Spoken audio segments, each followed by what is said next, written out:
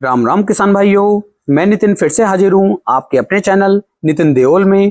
किसान भाइयों, आज हम बात करेंगे धान की रोपाई करते समय हमें कौन कौन से खाद कितनी कितनी मात्रा में डालने चाहिए, कौन सा खाद लेना है, कौन सा ग्रोथ प्रमोटर लेना है, कौन सा कीटनाशक लेना है, जिससे कि आने वाले समय में हमारे धान की फसल बहुत ही शानदार तरीके से टिल्लिंग करके कल्ले बना करके चले, जिससे हमें अच्छी पैदावार देखने को मिल सके। क्योंकि किसान भाइयों, जो हमारा शुरुआत का खाद होता है, यदि वो हम सही डोज में डाल देते हैं तो हमारा धान जो होता है अच्छी तरीके से कल्ले और टिल्लिंग बनानी शुरू कर देता है। तो चलिए शुरू करते हैं। सबसे पहले हम देख लेते हैं, जब हम धान की रोपाई कर रहे हैं, धान की रोपाई करते समय हमें ध्यान देना है कि हमें नाइट्रोजन, फास्फोरस और पोटास इनके कॉम्बिनेशन का उपयोग जरूर करना है।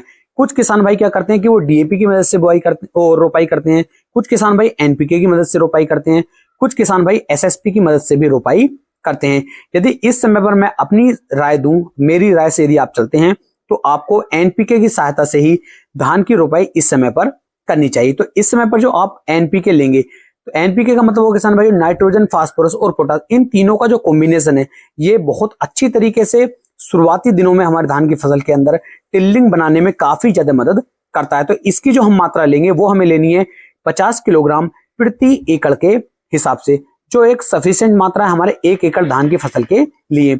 दूसरा किसान भाइयों, आपको इस समय पर सल्फर का उपयोग भी अपनी धान की फसल के अंदर कर लेना चाहिए। सल्फर यदि हम डालते हैं तो किसान भाई धान की फसल को ये फंगस से भी बचा करके चलता है, एक कीटनाशक के रूप में भी कार्य करता है, एक फंगीसाइड के रूप में भी कार्य करता है, और किसान भाइयों एक ग्रोथ प्रमोटर के रूप में भी ये कार्य करता है, और बहुत ही अच्छे वाले रिजल्ट इसके देखने को मिल जाते हैं। तो किसान भाइयों, सल्फर की जो मात्रा आप लेंगे वो लेंगे 3 किलोग्राम प्रति एकड़ के हिसाब से, यदि आप पाउडर फॉर्म वाली सल्फर ले रहे हैं तब। और यदि आप दानेदार वाली सल्फर ले रहे हैं तो उसकी मात्रा आपको 5 किलोग्राम प्रति एकड़ के हिसाब से अपनी धान की फसल के लिए लेनी चाहिए। तो इस तरीके से 4 खादों का कॉम्बिनेशन आपका बन जाता है, नाइट्रोजन, फास्फोरस, पोटास और सल्फर। अब इसके साथ साथ किसान भाई, यदि यहाँ पर आप एक कीटनाशक का उपयोग भी कर लेते हैं तो आपकी धान की फसल शुरू से लेकर के लगभग ऐसा मान के चले 50 दिन तक आपकी फसल के अंदर किसी भी तरह का कोई कीट नहीं लग पाएगा। और जब हमारी धान की फसल के अंदर कोई कीट नहीं लगता है तो किसान भाई फसल भी हमारी अच्छी तरीके से बढ़ करके चलती है, अच्छी तरीके से ग्रोथ करके चलती है। तो यहाँ पर जो आप कीटनाशक लेने वाले हैं, कीटनाशक किसान भाइयों कई सारे मार्केट में देखने को मिल जाते हैं, लेकिन शुरुआती दिनों में आप एक यदि हल्का कीटनाशक भी इसके अंदर लगाते हैं तो भी वो अच्छा रिजल्ट आपको निकाल करके दे सकता है। उसके लिए किसान भाइयों आपको रिजेंट अल्ट्रा का उपयोग कर लेना चाहिए। और रिजेंट अल्ट्रा जो है, इसके अंदर फिप्रोनिल आपको 0.6% में किसान भाइयों देखने को मिल जाता है, जो काफी अच्छा कीटनाशक है।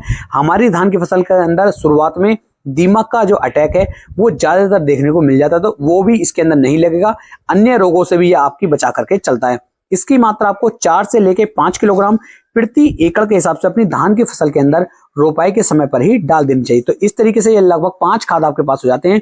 इन सभी को आपको आपस में अच्छी तरीके से मिक्स कर लेना, और मिक्स करने के बाद धान रोपाई जैसे आपने कर दी, धान रोपाई से या तो आप 1 से 2 घंटे पहले इन खादों को डाल दीजिए, बाद में आप धान की रोपाई कर दीजिए, या फिर यदि आपने रोपाई कर दी है तो रोपाई करने के 1 से 2 दिन के बाद आपको इन सभी खादों को आपस में मिक्स करके अपनी धान की फसल के अंदर डाल देना। यदि आप ऐसा करते हैं तो बेहतर वाली टिल्लिंग आपको देखने को मिलेगी, बेहतर वाली बालियां बन करके आएंगी आपकी धान की फसल के अंदर, वो जो बालियां होंगी वो चमकदार होंगी। आपकी फसल शुरू से लेकर लास्ट तक बहुत ही अच्छी तरीके से बड़ी प्यारी लगेगी, और उसके अंदर किसी भी तरह के कोई कीट का जो अटैक है फिर किसान भाइयों वो नहीं हो पाएगा। तो इस तरीके से आपको धान की फसल की रोपाई करते समय इन 4 खादों का, 5 खादों का कॉम्बिनेशन अपनी धान की फसल के अंदर डालना चाहिए, अच्छी यदि पैदावार आप चाहते हैं तब।